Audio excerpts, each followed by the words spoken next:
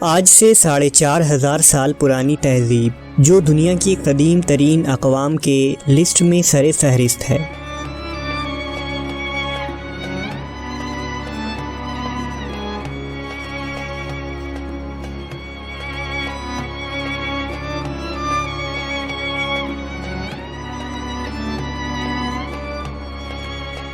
وہاں کے لوگوں نے کس قدر ترقی یافتہ شہر کو آباد کیا تھا کہ جس کی مثال آج کی کسی ایڈوانس سٹی سے کم نہیں ہے۔ ہندوستان کے شمال مغرب میں آباد اس قوم کی طرف کس نبی کو مبعوث کیا گیا تھا، اور جب ان لوگوں نے اس نبی کو شہید کیا تو ان کا کیا انجام ہوا۔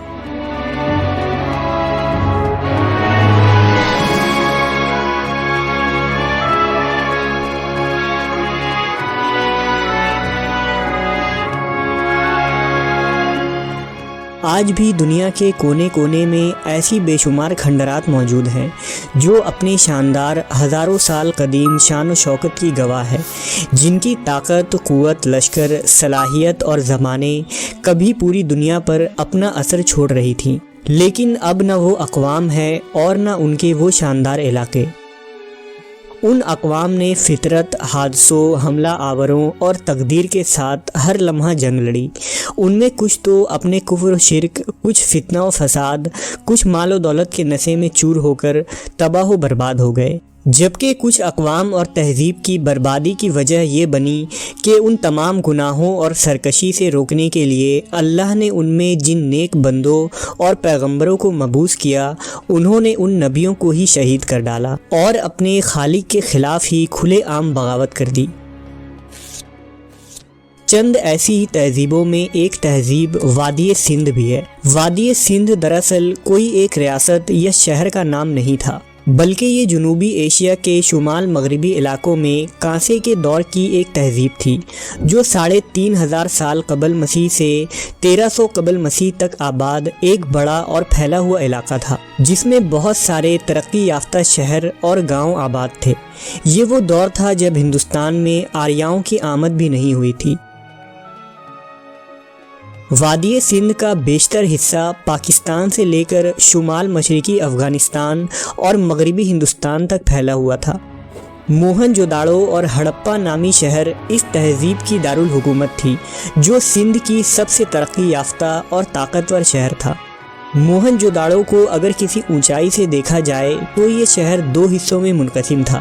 اس کا ایک حصہ اپر سٹی کہلاتا تھا، جس میں ایک طرح کا ایڈمنسٹریشن بلاک تھا، جس میں اسٹوپا، تالاب، عظیم بالا خانہ اور ستونوں والا ہال موجود تھا، اور شہر کا دوسرا حصہ نچلا شہر کہلاتا تھا، جو کاروباری علاقہ تھا اور یہاں مکانیں، دکانیں اور گودام وغیرہ موجود تھے۔ تاریخ بتاتی ہے کہ سندھ کا یہ عظیم شہر پورے 1000 برس تک بڑی شان و شوکت اور آن بان سے زندہ رہا۔ موہن جوداڑو کے گلیوں کا ایک جیسی طرز تعمیر، معیاری سائز کی اینٹوں کا استعمال، گودام اور نالی نکاسی وغیرہ کا بہتر انتظام اس شہر کو اس زمانے کے اعتبار سے ایک جدید شہر ثابت کرتی ہے۔ مذہب کے حوالے سے کہا جاتا ہے کہ شاید یہ لوگ بت پرست تھے۔ یہاں سے کھدائی کے دوران ایسے بت ملے ہیں جن پہ عورتیں بنی ہوئی تھیں، جس سے معلوم ہوتا ہے کہ موہن جوداڑو کے لوگ دھرتی ماتا یعنی زمین دیوی کی پوجا کیا کرتے تھے۔ ماہرین کے مطابق یہ تہذیب اپنے وقت کی پڑھی لکھی قوم تھی۔ موہن جوداڑو سے ملنے والی مہروں پر جانوروں کے اشکال کے علاوہ نامعلوم زبان میں چند چیزیں بھی لکھی ہیں جن کو آج تک کوئی بھی پڑھ نہ سکا، اور خیال کیا جاتا ہے کہ شاید ان جملوں کو آئندہ بھی کوئی پڑھ نہ سکے گا۔ جہاں قرآن مجید میں ایک طرف عاد و سمود، بنی اسرائیل، اہل روم اور اہل فارس جیسے بڑے اقوام کا ذکر ہے، تو وہیں عین ممکن ہو کہ وادی سندھ کی اس بے مثال اور عظیم قوم کا بھی ذکر قرآن مجید میں موجود ہو، جو دنیا کے قدیم ترین تہذیب میں سر فہرست ہے۔ لہذا قرآن مجید میں ارشاد باری تعالیٰ ہے، ان سے پہلے نوح کی قوم اور اصحاب الرس اور سمود جھٹلا چکے ہیں، اور عاد اور فرعون اور لوط کے برادران اور ایکا والوں اور تبا کے قوم نے بھی انکار کیا تھا، سب نے پیغمبروں کو جھٹلایا۔ پس میرا وعدہ عذاب ان پر صادق آ گیا۔ ان آیات سے معلوم ہوتا ہے کہ ان گزشتہ قوموں کو ہلاک کر دیا گیا تھا۔ ان میں ایک قوم اصحاب الرس یعنی کنویں والے تھے، لہذا مورخین اور مفسرین کا خیال ہے کہ اصحاب الرس کا تعلق عیسیٰ علیہ السلام سے بھی پہلے کے زمانے سے ہے۔ یہ ایک خوشحال قوم تھی جسے اللہ نے بے شمار نعمتیں عطا کی تھی۔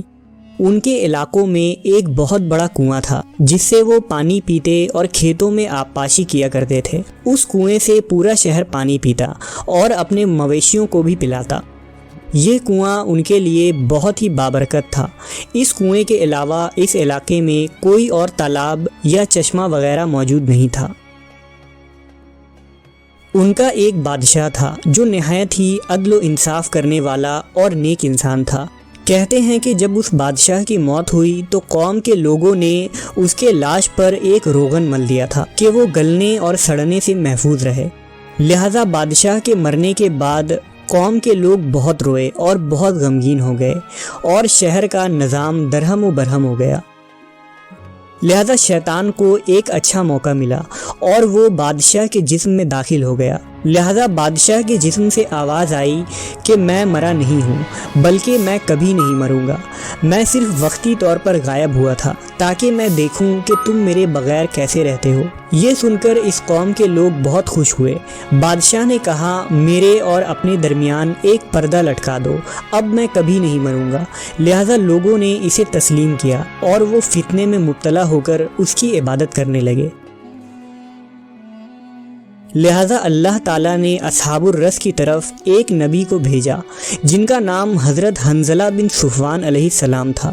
آپ علیہ السلام نے قوم کے لوگوں کو آگاہ کیا کہ پردے کے پیچھے تم سے شیطان مخاطب ہوتا ہے۔ اللہ کے نبی نے انہیں اس کی عبادت سے روکا اور شرک و کفر سے توبہ کرنے کی ہدایت کی، لیکن شرکس لوگوں نے حضرت حنظلہ پر ایمان لانے کے بجائے ان پر حملہ کر کے انہیں قتل کر دیا اور انہیں کنویں میں پھینک دیا۔ اس عظیم گناہ کے سبب اس کنویں کا پانی سوکھ گیا، ان کے درخت خشک ہو گئے، کھیتوں سے اناج برباد ہونے لگے، لوگ ایک ایک بوند پانی کے لیے ترسنے لگے۔ نتیجے کے طور پر پوری بستی اپنے مویشیوں کے ساتھ پیاس سے تڑپ تڑپ کر مر گئی اور پوری بستی درندوں کا مسکن بن گیا۔ علماء و مفسرین آج تک اس نتیجے تک نہیں پہنچے کہ یہ اصحاب الرس کی قوم زمین کے کس خطے میں آباد تھے اور ان کا زمانہ کون سا زمانہ تھا، لیکن یہاں ایک حیرت انگیز اور غور طلب بات یہ ہے کہ وادی سندھ کے شہر موہن جوداڑو کی تباہی کی وجہ بھی آج تک نامعلوم ہے اور آرکیولوجسٹ آج تک اس معمے کو حل نہ کر سکے کہ موہن جوداڑو جیسی عظیم تہذیب کیسے تباہ ہوئی۔ کچھ لوگوں کا کہنا ہے کہ آریاؤں کے حملوں سے یہ لوگ ختم ہوئے تھے، کچھ کا ماننا ہے کہ کسی قدرتی دھماکے سے اس شہر کو تباہ کیا گیا، جبکہ کچھ ماہرین آثار سیلاب کو موہن جوداڑو کے خاتمے کا سبب قرار دیتے ہیں۔ وہیں مغربی تاریخ داں موہن جوداڑو کو کنوؤں کا شہر یعنی دا سٹی آف ویل قرار دیتے ہیں، جس کی بنیادی وجہ شہر میں کثرت سے پائے جانے والے کنویں ہیں۔ موہن جوداڑو میں صرف اب تک دریافت ہونے والے کنوؤں کی تعداد 70 سے زیادہ ہے، جبکہ اس شہر کے درمیان میں ایک عظیم کنواں بھی موجود ہے جس کے اندر سے باقی سینکڑوں کنوؤں تک پانی پہنچانے کا انتظام تھا، اور یہ کنواں شہر کا مرکزی کنواں تھا۔ حیرانی کی بات یہ ہے کہ اس دور سے تعلق رکھنے والی دوسری تہذیب ہڑپا سے صرف اور صرف 8 کنویں دریافت ہوئے ہیں۔ لہذا موہن جوداڑو کی بستی اور اصحاب الرس یعنی کنویں والے قوم کے درمیان بہت ساری چیزیں یکساں ہیں، جیسے دونوں تہذیبوں کا ہی کنوؤں سے تعلق ہونا، بت پرستی، خوشحالی کے بعد اچانک تباہی، دونوں کا دور ہی حضرت عیسیٰ علیہ السلام کے زمانے سے پہلے کا ہے۔ یہ سب حقائق ہمیں دعوت دیتی ہیں کہ ہم غور کریں کہ کیا اصحاب الرس کی قوم موہن جوداڑو والے لوگ تھے یا پھر کوئی اور تہذیب تھی جس کو دنیا کے سامنے آنا اب بھی باقی ہے۔ اگر یہ دونوں ایک قومیں تھیں تو ہمیں اس سے عبرت حاصل کرنی چاہیے اور یہ جان کر ہمارا ایمان مزید مضبوط ہو جانا چاہیے، کیونکہ موہن جوداڑو 20ویں صدی عیسوی میں دریافت ہوا، جبکہ قرآن مجید نے 1400 سال پہلے ہی اسے اصحاب الرس کے نام سے بیان کر دیا تھا۔